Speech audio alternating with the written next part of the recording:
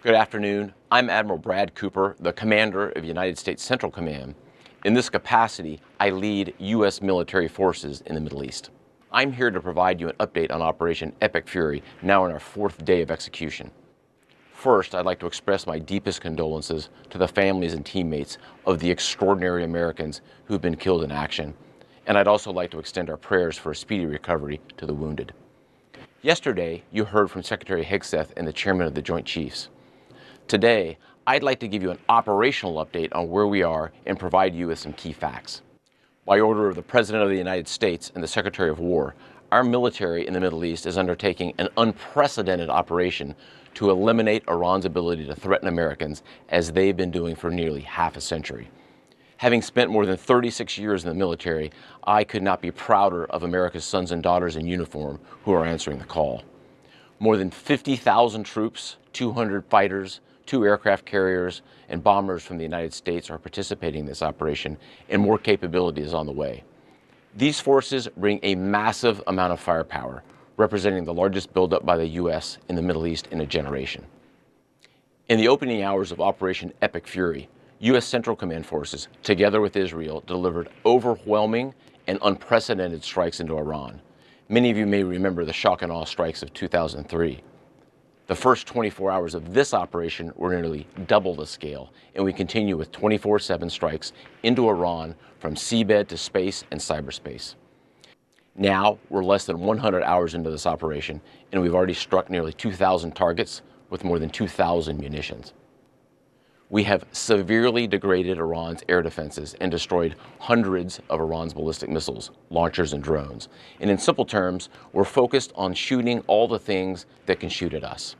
Our B-2 bombers and B-1 bombers have executed uncontested surgical strikes against multiple missile facilities deep inside Iran.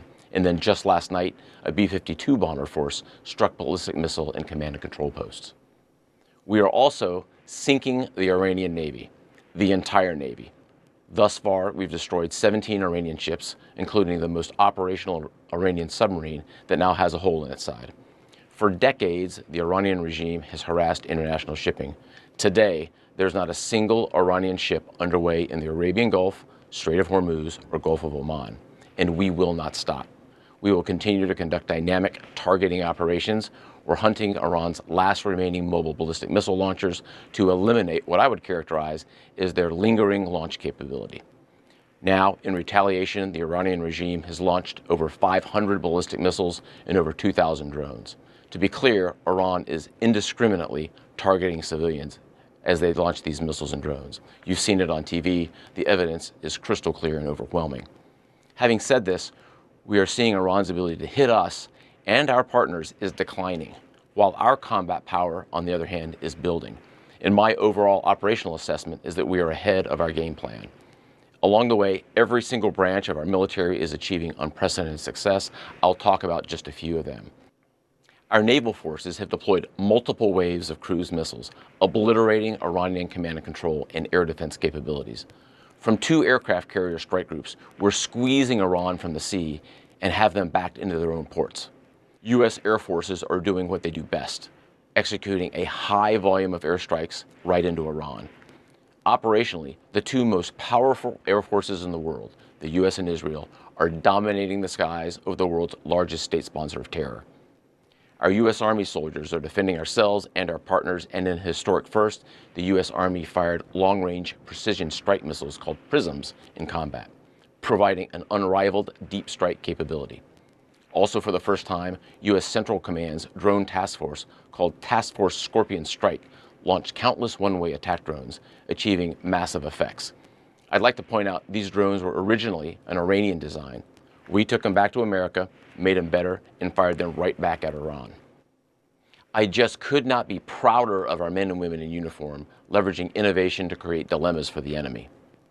There is no adversary too determined, no mission too difficult for the great soldiers, sailors, airmen, Marines, Guardians, and Coast Guardsmen that make up the most powerful military the world has ever seen.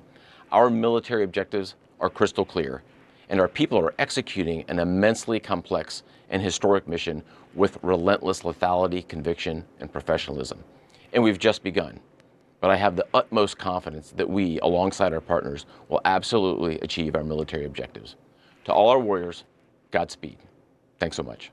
Make